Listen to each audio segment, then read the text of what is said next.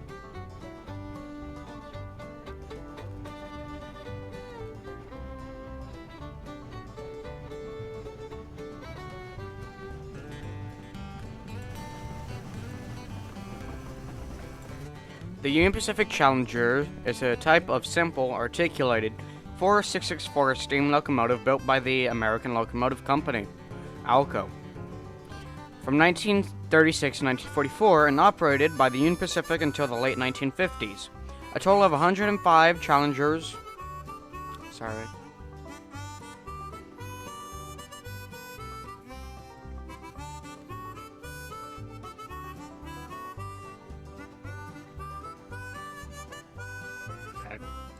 Sorry, I'm trying to make sure everything is going alright. Okay. A total of 105 Challengers were built in 5 classes. They were nearly 222 feet long. Give me a second.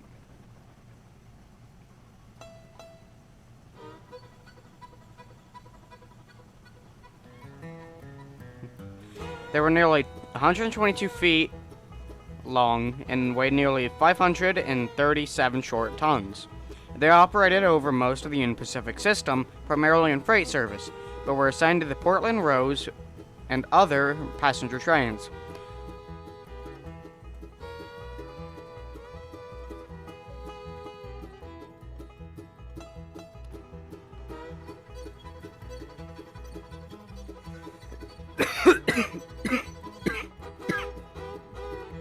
Their design and operating experience shaped the design of the big boy locomotive type, which in turn shaped the design of the last 3 Otis Challengers.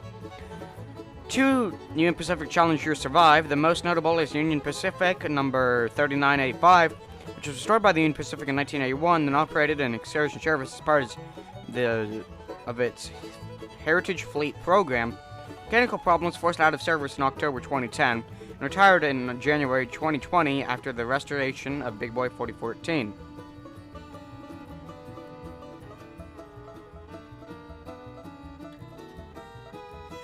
The only other surviving Challenger is number 3977, which is on display at North Platte in North Platte, Nebraska.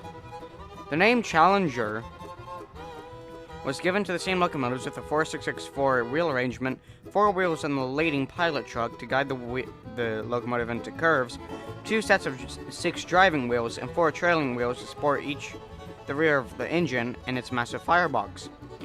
Each set of the driving wheels is driven by 2 steam cylinders. In essence, the result is 2 engines under 1 boiler. The Union Pacific developed 5 classes of the Challengers. Sorry.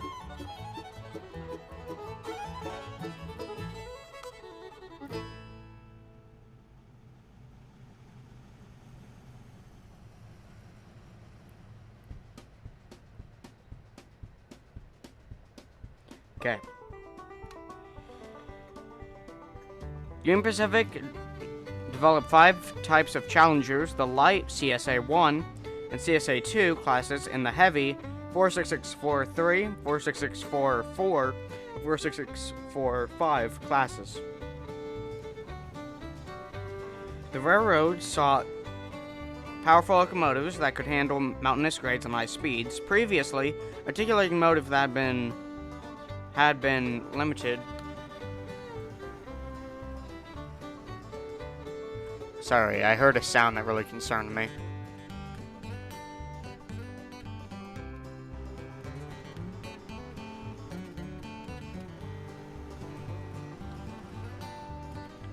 Previously, articulating motives had been limited to slow speeds by their design.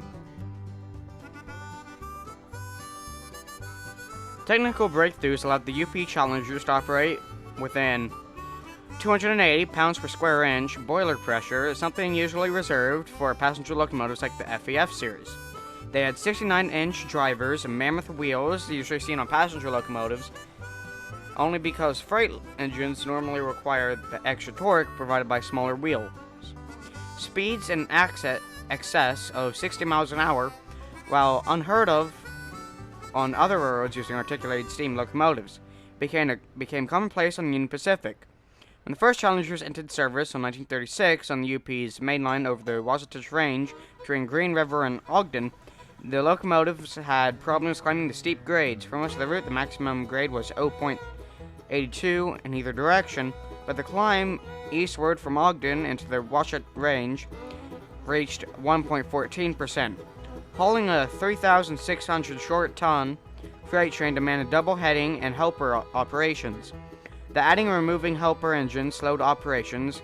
Those limitations prompted the introduction of the Big Boy in 1941, as well as a redesign of the last 3 orders from 1942 to 1944.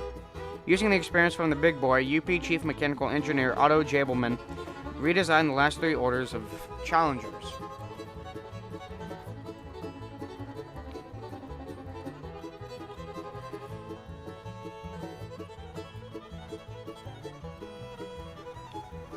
Last 3 orders Challengers in 1941. The result was a locomotive in working order weighing some 317 short tons, accompanied by a tender weighing 147 short tons, when 2/3 loaded. Calculated tractive effort is 997,350 pounds. Pounds per feet, I think. From 1941, the Challengers were intended to speed up freight operations on the 0.82% grades across Wyoming, and the 1.14% Wasatch Range climb from Ogden was to be conquered by the Big Boys without helpers. 105 locomotives were divided into 5 orders, which can be put into 2 groups. The first 2 of orders of light Challengers, and the final 3 of heavy Challengers, along with the Big Boys. The Challengers arrived on the scene just as traffic was surging in preparation for the American participation in World War II. As part of the Union Pacific's 4th Order in 1943, Alco built 31 locomotives for Union Pacific using the same specifications. However, the War Production Board diverted 6 locomotives after completion to the Denver and Rio Grande Western Railroad via lease through the War Department's Defense Plant Corporation. Locomotives 3900 through 3905 formed the Rio Grande's Class L97. These were later sold to the Clinchfield Railroad in 1947 and were renumbered as 670 through 675, where they formed the Clinchfield's Class E3. Now it's time for the cab tour and a short running session. Right here we have the regulator. It is loud in here. And up here we have the whistle.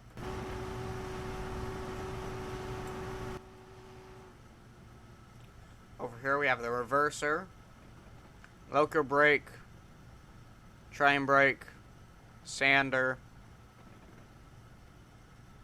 Bell should be around here. I think this is the bell, actually. Yeah.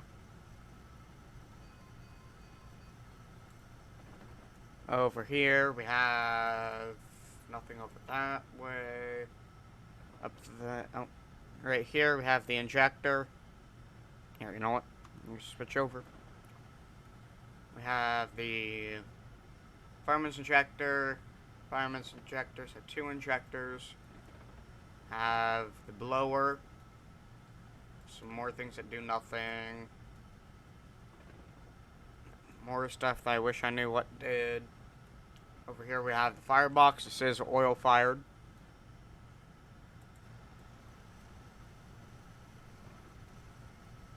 And without further ado, now it's time for the running session.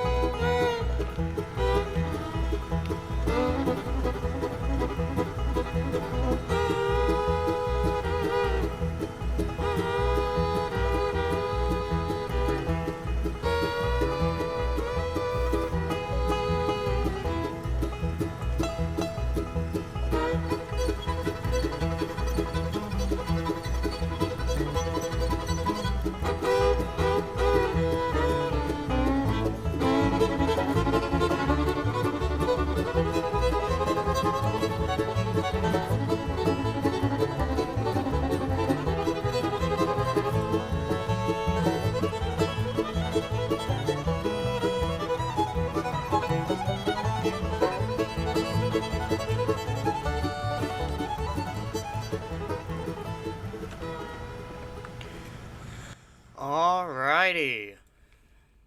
So with a few cuts, we are back. Now it's time for the last of the information before the end of this episode.